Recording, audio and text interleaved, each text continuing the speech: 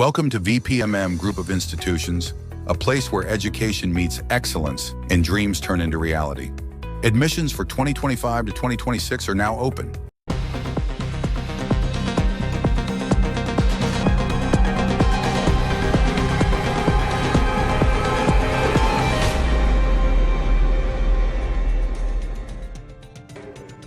இன்றைய நாளில் கவனம் ஈர்த்த செய்திகளை பார்க்கலாம். போர் என்றால் வெற்றியும் கொண்டாட்டமும் மட்டும் இல்லை, இறப்பும் பட்டினியும் தான் என்பதற்கு நிகழ்கால உதாரணமாக இருக்கிறது காசா. ஒருவாய் உணவுக்காக சிறு குழந்தைகளும் கையேந்தி நிற்கும் கொடுமை அங்கு அரங்கேறி வருகிறது.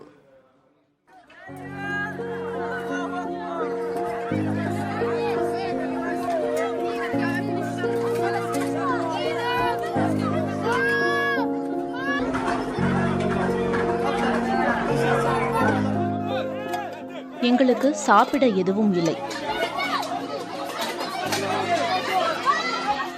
கால்நடைகள் கூட சாப்பிடாத உணவை வேறு வழியின்றி சாப்பிடுகிறோம்.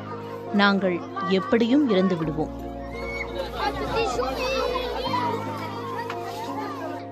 உண்ண உணவு, குடிக்க குடிநீரின்றி கதரும் காசா மக்களின் இந்த அபய குரல் நெஞ்சை உலுக்குகிறது.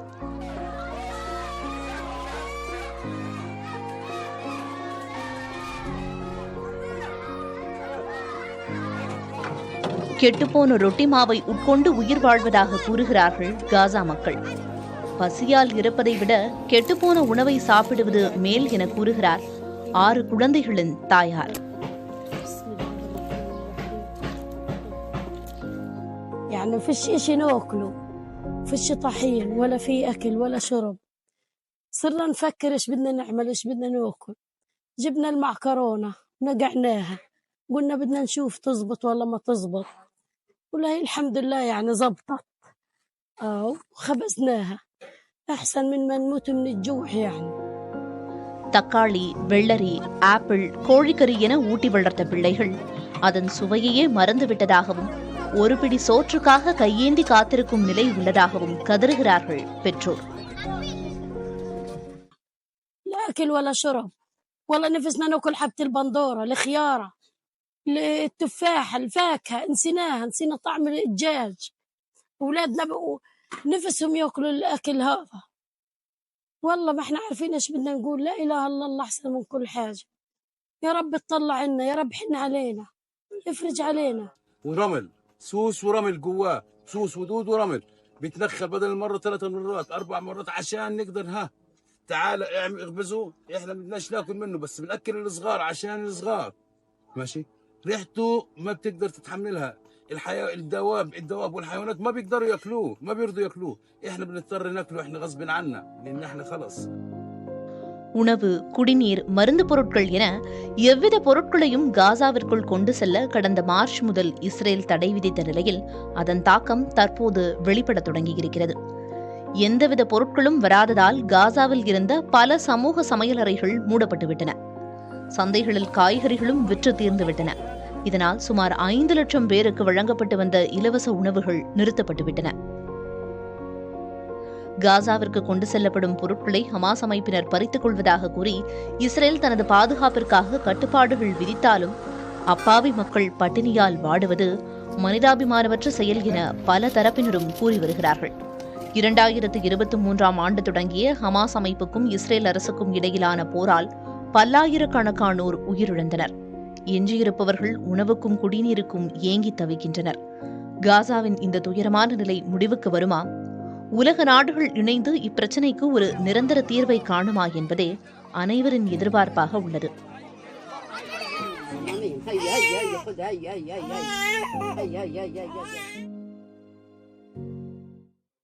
இனிவரும் செய்திகளை அடுத்தடுத்து பார்க்கலாம். திருநெல்வேலியில் புதிதாக அமைக்கப்பட உள்ள நூலகத்திற்கு காயிதே மில்லத்தின் பெயர் சூட்டப்படும் என்று முதலமைச்சர் மு.க. ஸ்டாலின் அறிவித்துள்ளார். திருச்சியில் இஸ்லாமிய இலக்கிய கழகத்தின் பொன்விழா மற்றும் உலக இஸ்லாமிய தமிழ் இலக்கிய 9ஆம் மாநாட்டை தொடக்கி வைத்த அவர் சென்னை பல்கலைக்கழகத்தில் இஸ்லாமிய தமிழ் இருக்கை அமைக்கப்படும் என்றார். சென்னையில் அறிஞர் அண்ணா, மதுரையில் கலைஞர், கோவையில் பெரியார், திருச்சியில் காமராசர் பெயர்களில் நூலகம் அமைக்கப்பட்டிருப்பது போல நெல்லையில் அமைக்கப்படும் நூலகத்திற்கு நெல்லைப்பேட்டையில் பிறந்த காயிதே மில்லத்தின் பெயரை சூட்ட வேண்டும் என்று சட்டமன்றத்தில் விசிக கோரிக்கை விடுத்திருந்தது குறிப்பிடத்தக்கது. பாகிஸ்தானுக்கு இந்தியா சரியான பதிலடியை கொடுத்திருப்பதாக மத்திய வெளியுறவுத்துறை செயலர் விக்ரம் மிஸ்ரி கூறியுள்ளார். பொய் தகவல்கள் மூலமாக பாகிஸ்தான் உலகத்தை ஏமாற்ற முயற்சி செய்து வந்ததாகவும் அவர் தெரிவித்தார். பயங்கரவாதத்திற்கு எதிரான இந்தியாவின் நடவடிக்கைக்கு பிரிட்டன், அமெரிக்கா உள்ளிட்ட நாடுகள் ஆதரவு தெரிவித்துள்ளதாகவும் விக்ரம் மிஸ்ரி கூறியுள்ளார். பாகிஸ்தானுக்கு நிதி வழங்குவதை நிறுத்த சர்வதேச நாணய நிதியத்தை இந்தியா நாடியுள்ளதாகவும் அவர் குறிப்பிட்டார்.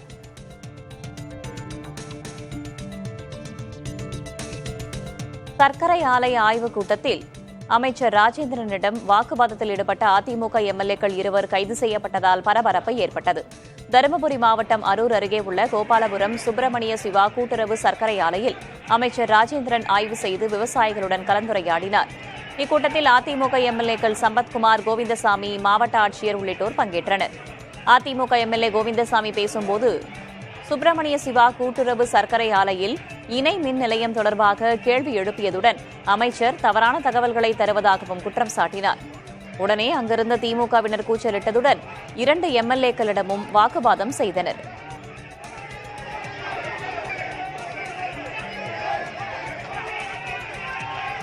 இதனால் கூட்டத்தில் சலசலப்பு ஏற்பட்டதை அடுத்து 2 எம்எல்ஏக்கள் உள்ளிட்ட 20க்கும் மேற்பட்டவர்களை காவல்துறையினர் கைது செய்து பின்னர் விடுவித்தனர்.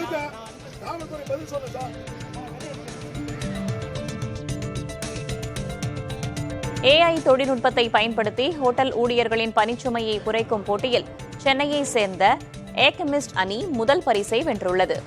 பெங்களூருவில் நடந்த இந்த ஏஜென்ட் ஃபோர்ஸ் ஆக்தோர் 2025 போட்டியில் மொத்தம் 195 அணிகள் பங்கேற்றதில் சென்னை அணி முதல் பரிசை வென்றுள்ளது.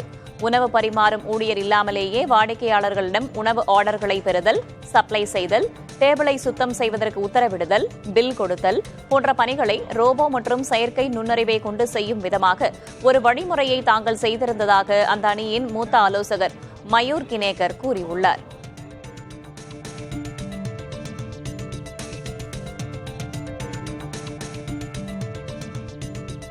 பாகிஸ்தானை அழிக்க வேண்டுமல்லவா என்று நிருபர் கேட்ட சர்ச்சை கேள்விக்கு அங்கும் மனிதர்கள்தான் வாழ்கிறார்கள், இங்கும் மனிதர்கள்தான் வாழ்கிறார்கள், எந்த நாட்டையும் அழிக்க வேண்டாம் என்று பதிலளித்த பீகார் சிறுவனின் பேச்சு இணையத்தில் வைரலாகி வருகிறது.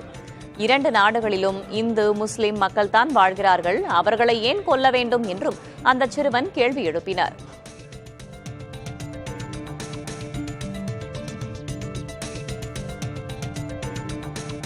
சென்னை சாலைகளில் இரவு நேரத்தில் இருசக்கர வாகனத்தில் பயணிப்பதை பாதுகாப்பற்றதாக உணர்வதாக 49% பேர் கூறியுள்ளனர். சென்னையில் இரவு நேரத்தில் பயணிப்பது குறித்து சென்னை மாநகராட்சி ஆய்வு நடத்தியுள்ளது. இதில் 35.82% பெண்கள் இரவு நேரத்தில் பயணிக்கும் போது பாலியல் தொல்லைக்கு ஆளாகி விடுவோமோ என்று தங்களுக்கு அச்சம் இருப்பதாக குறிப்பிட்டுள்ளனர். அதேபோல யாரேனும் தாக்கிவிடுவார்கள் என்ற அச்சம் இருப்பதாக 13% ஆண்கள் கூறியுள்ளனர். சென்னையில் குண்டும் குழியுமான சாலைகளில் பயணிப்பது பாதுகாப்பற்று இருப்பதாக 65.84% ஆண்களும், அறிமுகமில்லாத சாலைகளில் இரவு நேரத்தில் பயணிப்பதை தவிர்ப்பதாக 47.59% பெண்களும் கூறியுள்ளனர்.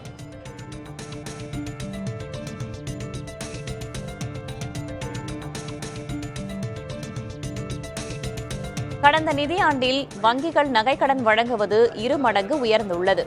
2024-25 நிதியாண்டில் பிப்ரவரி மாதம் வரையிலான 11 மாதங்களில் 1,91,000 கோடி ரூபாய் மதிப்பீட்டில் இந்திய வங்கிகள் நகைக்கடன்களை வழங்கியுள்ளன.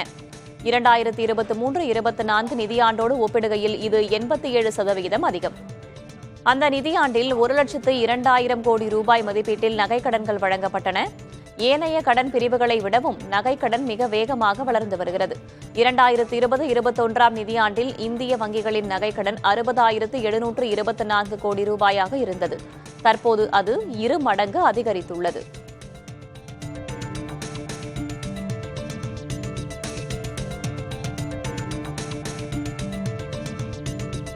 இந்தியா பாகிஸ்தான் இடையிலான மோதலில் தலையிடப் போவது இல்லை என்றும் இது தங்களின் வேலை இல்லை என்றும் அமெரிக்காவின் துணை அதிபர் JD வான்ஸ் கூறியுள்ளார்.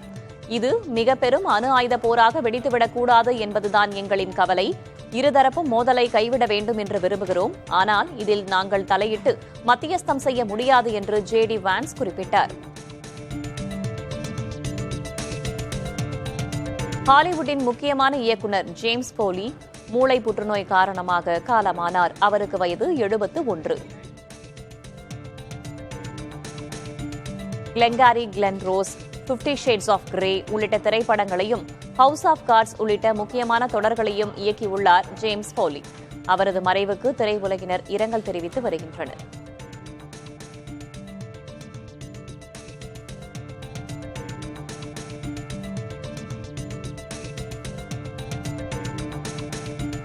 சபரிமலைக்கு செல்லும் பக்தர்கள் இனி கேரளா முழுவதும் 5 லட்சம் ரூபாய் விபத்து காப்பீடு பெறலாம் என்று திருவிதாங்கூர் தேவசம் போர்டு தலைவர் அறிவித்திருக்கிறார்.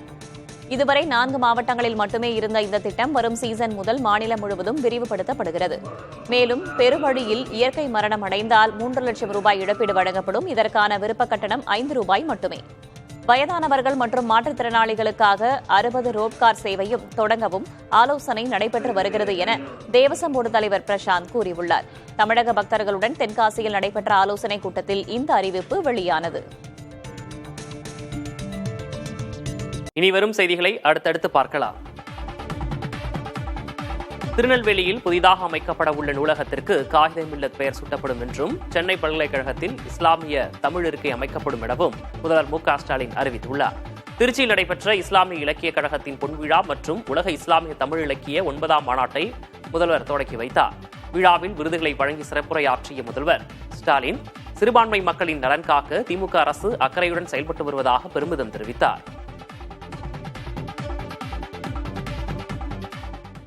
திருநெல்வேலி மாவட்டத்தில் மாபெரும் நூலகம் அமைக்கப்படும் ஏற்கனவே நிதி அறிக்கையில் சட்டமன்றத்தில் நான் அறிவிச்சிருக்கிறேன். அந்த நூலகத்திற்கு கண்ணியத்திற்குரிய காயிதே மில்லத்துடைய பெயர் சூட்டப்படும். 2வது அறிவிப்பு, சென்னை பல்கலைக்கழகத்தில் இஸ்லாமிய தமிழ் இலக்கிய ஆய்வு இருக்கைய தமிழ்நாடு அரசு ஏற்று அமைத்து தரணும்னு கோரிக்கை வச்சிருக்கீங்க. இந்த கோரிக்கையை ஏற்று இதன் அமைப்பதற்கான அனைத்து நடவடிக்கைகளும் எடுக்கப்படும் என்பதை உறுதியோடு தெரிவித்துக் கொள்கிறேன். எல்லையில் போராடி வரும் ராணுவ வீரர்களை போற்றும் வகையில் தமிழ்நாடு காங்கிரஸ் கமிட்டி சார்பில் சென்னையில் பேரணி நடைபெற்றது. ஜெய்ஹிந்த் என்ற தலைப்பில் சிந்தாதிரிப்பேட்டையில் தொடங்கிய பேரணி எழும்பூரில் நிறைவடைந்தது. ஒட்டுமொத்த இந்திய மக்களும் ராணுவத்திற்கு ஆதரவு இருக்கிறோம் என்பதை வெளிப்படுத்தும் விதமாக தேசிய கொடிகளை கையில் ஏந்தி நடத்தப்பட்ட பேரணியில் தமிழ்நாடு காங்கிரஸ் கமிட்டி தலைவர் செல்வப்பெருந்தகை உட்பட காங்கிரஸ் கட்சியினர் திரளானோர் பங்கேற்றனர்.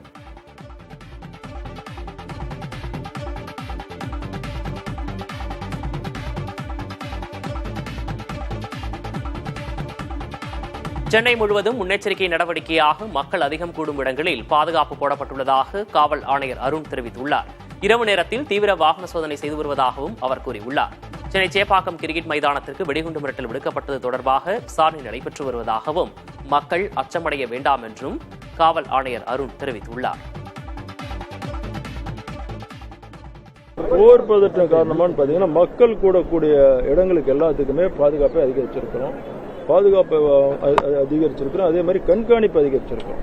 ஒவ்வொரு இதையும் எங்கெல்லாம் ஸ்ட்ராட்டஜிக் லொகேஷன் சொல்லக்கூடிய இடங்கள் எல்லாம் கண்காணிப்பை அதிகரிச்சிருக்கிறோம். இந்தியா பாகிஸ்தான் இடையே போர் பதற்றம் நிலவி வரும் சூழலில் வடசென்னை அனல்மின் நிலையத்தில் போர் பாதுகாப்பு ஒத்திகை நடைபெற்றது.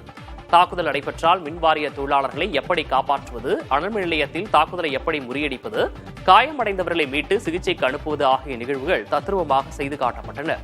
இதேபோல் நெல்லை மாவட்டம் குடங்குளம் அணுமின் நிலையத்தில் ஆட்சியர் முன்னிலையில் பாதுகாப்பு ஒத்திகை நடைபெற்றது. அணுமின் நிலையத்தின் 1வது மற்றும் 2வது அணு உலைகளுக்கு அருகில் நடைபெற்ற ஒத்திகையில் பேரிடர் மீட்புப் படையினர், தீயணைப்பு மற்றும் மீட்புப் படையினர், காவல்துறையினர் இதில் பங்கேற்றனர்.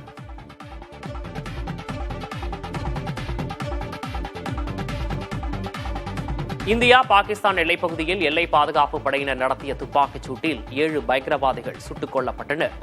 சம்பா மாவட்டத்தின் எல்லைப் பகுதியில் அத்துமீறி நுழைய முயன்றபோது பயங்கரவாதிகளை குறிவைத்து பாதுகாப்பு படையினர் இந்த நடவடிக்கையை முன்னெடுத்ததாக கூறப்படுகிறது. இருதரப்பிற்கும் இடையே நடந்த சண்டையில் பாகிஸ்தானின் தாந்தர் சாவடி தகர்க்கப்பட்டுள்ளதாக தகவல்கள் கிடைத்துள்ளன. இது தொடர்பாக வீடியோவையும் எல்லை பாதுகாப்பு படையினர் வெளியிட்டுள்ளனர்.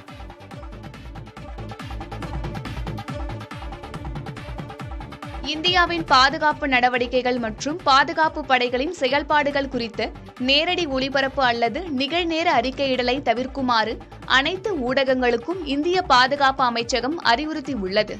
இதுபோன்ற தகவல்களை வெளியிடுவது பாதுகாப்பு படைகளின் செயல்பாட்டு திறனை பாதிக்கும் என்றும் பொதுமக்களின் உயிருக்கு ஆபத்தை விளைவிக்கும் என்றும் எச்சரித்துள்ளது. ஏற்கனவே கார்கில் போர், மும்பை தாக்குதல் மற்றும் கந்தஹார் விமான கடத்தல் போன்ற கடந்த கால சம்பவங்கள் இதுபோன்ற முன்கூட்டியே செய்தி அறிக்கையினால் ஏற்பட்ட அபாயங்களை வெளிப்படுத்துவதாகவும் இந்திய பாதுகாப்பு அமைச்சகம் குறிப்பிட்டுள்ளது. எனவே கேபிள் தொலைக்காட்சி விதிகள் 2021 படி அதிகாரப்பூர்வ அறிவிப்புகள் மட்டுமே அனுமதிக்கப்படுவதாகவும் பொறுப்புணர்ந்து தேசிய பாதுகாப்பை மதிக்குமாறும் இந்திய பாதுகாப்பு அமைச்சகம் வலியுறுத்தியுள்ளது. பாகிஸ்தான் மற்றும் பாகிஸ்தான் ஆக்கிரமிப்பு காஷ்மீரில் உள்ள பயங்கரவாத நிலைகள் மீது இந்தியா தாக்குதல் நடத்தியதைத் தொடர்ந்து வங்கிகள் தங்களின் சைபர் பாதுகாப்பு வலையமைப்பை வலுப்படுத்தியுள்ளன. எதிர்த்தாக்குதலுக்கான அச்சுறுத்தல்கள் காரணமாக எல்லைப் பகுதிகளுக்கு அருகில் உள்ள வங்கி கிளைகளிலும் பாதுகாப்பு அதிகரிக்கப்பட்டுள்ளதாக தகவல்கள் வெளியாகியுள்ளன.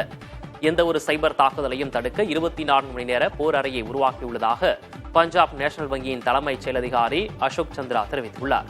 சைபர் தாக்குதல் ஏற்படுவதற்கான எந்தவொரு சாத்தியக்கூறுகளையும் தடுக்கும் வகையில் தொழில்நுட்பங்களை ஏற்படுத்தியுள்ளதாக மற்றொரு பொதுத்துறை வங்கி அதிகாரி கூறியுள்ளார். வாடிக்கையாளர்களின் சிரமத்தை சந்திக்காத வகையில் வங்கிகளில் நிதி இருப்பதாகவும் வங்கி அதிகாரிகள் தெரிவித்துள்ளனர்.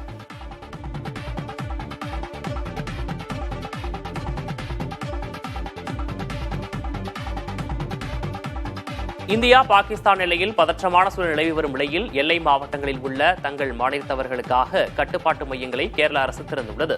அங்குள்ள கேரள மாநிலத்தவருக்கு தேவையான உதவிகளை செய்வதற்காக முதல்வர் பினராயி விஜயனின் அறிவுறுத்தலின் பேரில் தலைமைச் செயலகத்தில் இந்த மையங்கள் திறக்கப்பட்டுள்ளன. இதற்காக கொடுக்கப்பட்டுள்ள உதவி எண்களை தொடர்பு கொண்டு தேவையான உதவிகளை கேட்டுப் பெறலாம் என தெரிவிக்கப்பட்டுள்ளது.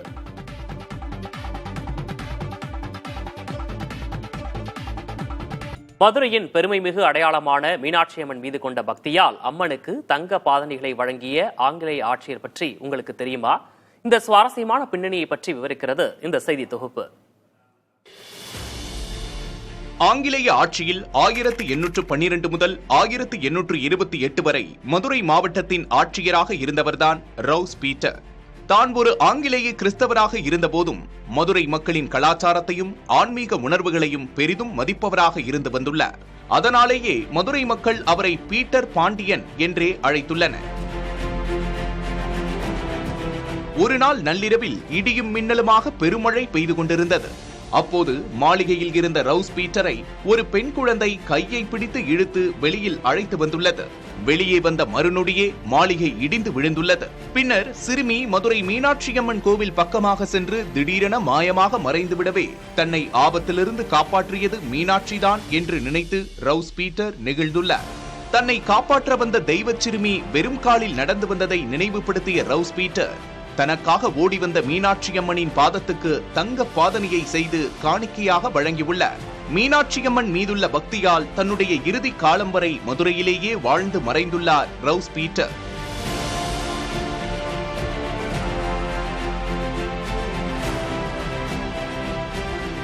நானூற்று மாணிக்கங்கள், 72 மரகதங்கள், 80 வைரங்கள் பதியப்பட்டுள்ள இந்த பாதணிகள் பீட்டர் பாதகம் என்று அழைக்கப்படுகிறது. இன்றளவும் மீனாட்சியம்மன் குதிரையில் வலம் வரும்போது இந்த தங்க பாதணிகள் தான் அணிவிக்கப்படுகிறது. இனி வரும் செய்திகளை அடுத்தடுத்து பார்க்கலாம். இந்தியா பாகிஸ்தான் போர் சூழல் காரணமாக தக் லைஃப் படத்தின் இசை வெளியீட்டு விழாவை ஒத்திவைப்பதாக ராஜ்கமல் பிலிம்ஸ் இன்டர்நேஷனல் நிறுவனம் தெரிவித்துள்ளது. மணிரத்னம் இயக்கத்தில் கமல், சிம்பு நடிப்பில் உருவாகியுள்ள தக் லைஃப் திரைப்படத்தின் இசை வெளியீட்டு விழா வரும் மே 16ஆம் தேதி நடைபெறும் என அறிவிக்கப்பட்டிருந்தது. இந்த நிலையில் கலை காத்திருக்கும் இந்தியா முதலில் வரட்டும் என்று கூறி தக் லைஃப் இசை வெளியீட்டு விழாவை தேதி குறிப்பிடாமல் படக்குழு தள்ளி வைத்துள்ளது. நிலக்கரி ஊழல் வழக்கில் தண்டனை பெற்ற கர்நாடகா பாஜக எம்எல்ஏ ஜனார்தன ரெட்டி தகுதி நீக்கம் செய்யப்பட்டுள்ளார். நிலக்கரி ஊழல் வழக்கு விசாரணை கடந்த 14 ஆண்டுகளாக நடைபெற்று வந்த நிலையில் அதில் தொடர்புடைய ஜனார்தன ரெட்டி உட்பட 4 பேரை சிபிஐ சிறப்பு நீதிமன்றம் குற்றவாளிகள் என தீர்ப்பளித்தது.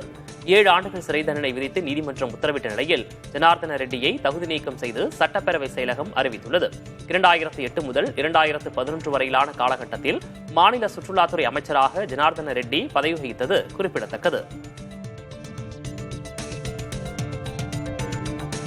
இந்தியாவில் 2023ஆம் ஆண்டில் 31% சிறுமிகளும் 14% சிறுவர்களும் 18 வயது ஆவதற்கு முன்பாக பாலியல் வன்கொடுமையை எதிர்கொண்டுள்ளனர் என்று சர்வதேச புகழ்பெற்ற ஆய்விதழ் லான்செட் தெரிவித்துள்ளது. உலக அளவிலும் இதே நிலை காணப்படுவதாக அந்த ஆய்வில் குறிப்பிடப்பட்டுள்ளது. குழந்தைகள் மீதான பாலியல் வன்முறை தொடர்வது மிக மோசமான போக்கு என்றும் குழந்தைகளுக்கு வன்முறையிலிருந்து பாதுகாப்பு அளிப்பது அடிப்படை மனித உரிமை என்றும் இது தொடர்பாக சர்வதேச அளவில் வலுவான கண்காணிப்பு கட்டமைப்பு உருவாக்கப்பட வேண்டும் என்றும் அதில் தெரிவிக்கப்பட்டுள்ளது.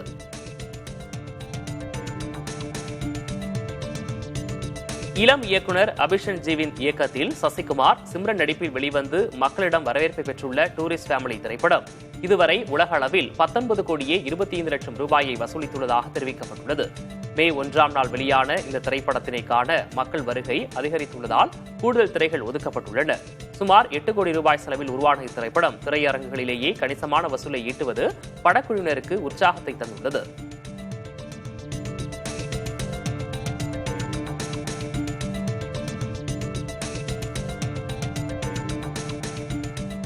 நீலகிரி கோடை விழாவின் ஒரு நிகழ்ச்சியாக உதகையில் நாய்கள் கண்காட்சி தொடங்கியது. தென்னிந்திய கென்னல் கிளப் சார்பில் அரசு கலைக்கல்லூரி மைதானத்தில் 3 நாட்கள் நடைபெறும் இந்த கண்காட்சியில் 55 வகையான 450 நாய்கள் பார்வையாளர்களை கவர உள்ளன.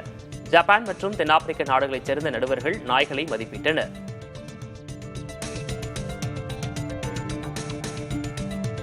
யாசகர்களே இல்லாத முதல் நகரமாக மத்திய பிரதேசத்தின் இந்தூர் உருவெடுத்திருப்பதாக அந்த மாவட்ட ஆட்சியர் தெரிவித்துள்ளார்.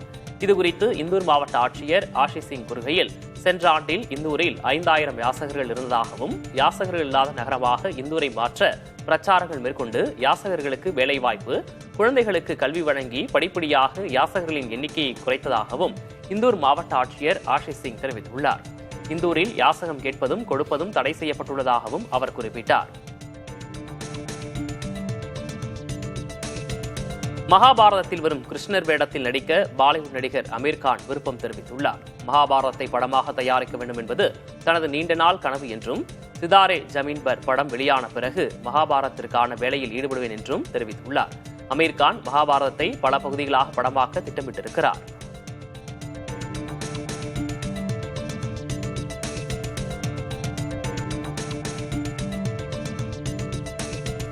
உலக புகழ்பெற்ற கால்பந்து மைதானங்களில் ஒன்றான அஸ்டெகா மைதானம் அடுத்த ஆண்டு நடைபெறவுள்ள உலகக்கோப்பை போட்டிகளுக்காக புதுப்பொலிவுடன் தயாராகி வருகிறது. வரும் மார்ச் மாதம் இம்மைதானம் திறக்கப்படும் என்றும் இதன் பெயர் எஸ்டாடியோ என மாற்றப்படும் என்றும் மெக்சிகோ அரசு தெரிவித்துள்ளது. 2026 உலகக்கோப்பையில் முதல் போட்டியை மைதானத்தில்தான் ஜூன் 11ஆம் தேதி நடைபெறும் என்பது குறிப்பிடத்தக்கது. 2026 உலகக்கோப்பை கால்பந்து போட்டிகளை அமெரிக்கா, கனடா, மெக்சிகோ ஆகிய 3 நாடுகள் இணைந்து நடத்த உள்ளன. இம்மைதானத்தில் ஏற்கனவே 1970, 1986ஆம் ஆண்டு உலகக்கோப்பை கால்பந்து இறுதிப் போட்டிகள் நடைபெற்றுள்ளன.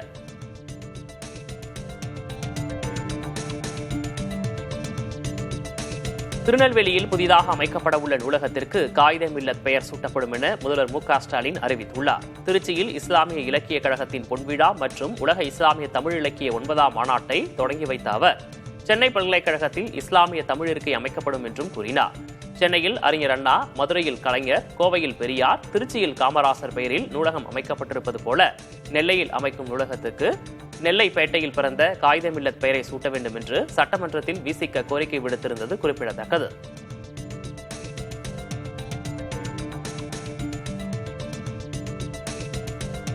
இந்தியா, பாகிஸ்தான் இடையிலான மோதலில் தலையிடப் போவதில்லை என்றும் இது தங்கள் வேலை இல்லை என்றும் அமெரிக்க துணை அதிபர் ஜே.டி. வான்ஸ் தெரிவித்துள்ளார். இது மிக பெரும் அணு ஆயுத போராக வெடித்துவிடக் கூடாது என்பதுதான் எங்கள் கவலை. இருதரப்பும் மோதலை கைவிட வேண்டும் என்று விரும்புகிறோம். ஆனால் இதில் நாங்கள் தலையிட்டு மத்தியஸ்தம் செய்ய முடியாது என்று ஜே.டி. வான்ஸ் குறிப்பிட்டுள்ளார்.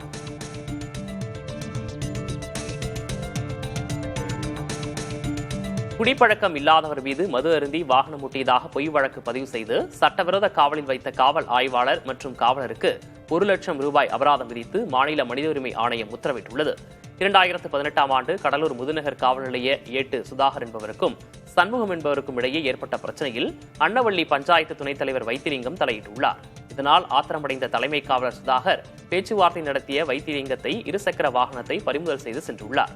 புகார் அளித்தும் எந்த ஒரு நடவடிக்கை எடுக்கப்படவில்லை என்று, பறிமுதல் செய்த வாகனத்தை திரும்ப வழங்கவில்லை என்றும் வைத்திலிங்கம் மாநில மனித உரிமை ஆணையத்தில் புகார் அளித்திருந்தார். மனுவை விசாரித்த ஆணையம் பாதிக்கப்பட்ட வைத்திலிங்கத்திற்கு 1 லட்சம் ரூபாய் இழப்பீடு வழங்கவும், அந்த தொகையை முதுநகர் காவல் ஆய்வாளர் ஏழுமலை, தலைமை காவலர் சுதாகர் ஆகியோரிடமிருந்து வசூலித்துக் கொள்ளவும் அரசுக்கு பரிந்துரை அளித்துள்ளது.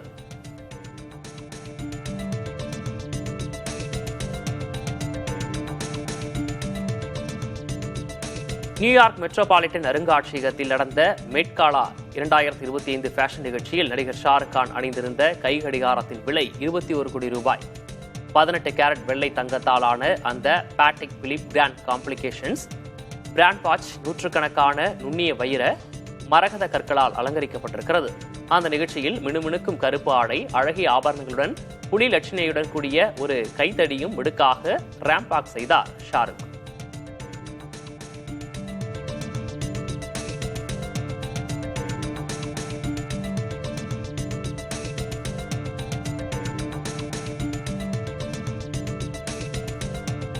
பாகிஸ்தானை அழிக்க வேண்டும் அல்லவா என நிருபர் கேட்ட சர்ச்சை கேள்விக்கு அங்கும் மனிதர்கள்தான் வாழ்கிறார்கள், இங்கும் மனிதர்கள்தான் வாழ்கிறார்கள், எந்த நாட்டையும் அழிக்க வேண்டாம் என்று பதிலளித்த பீகார் சிறுவனின் பேச்சு இணையத்தில் வைரலாகி வருகிறது. 2 நாடுகளிலும் இந்து முஸ்லிம் மக்கள்தான் வாழ்கிறார்கள், அவர்களை ஏன் கொல்ல வேண்டும் என்றும் அந்த சிறுவன் கேள்வி எழுப்பினார்.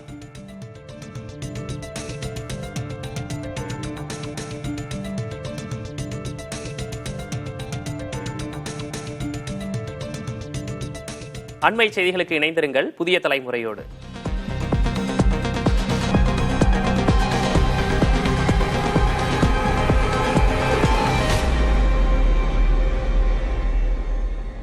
Welcome to VPMM Group of Institutions, a place where education meets excellence and dreams turn into reality. Admissions for 2025 to 2026 are now open.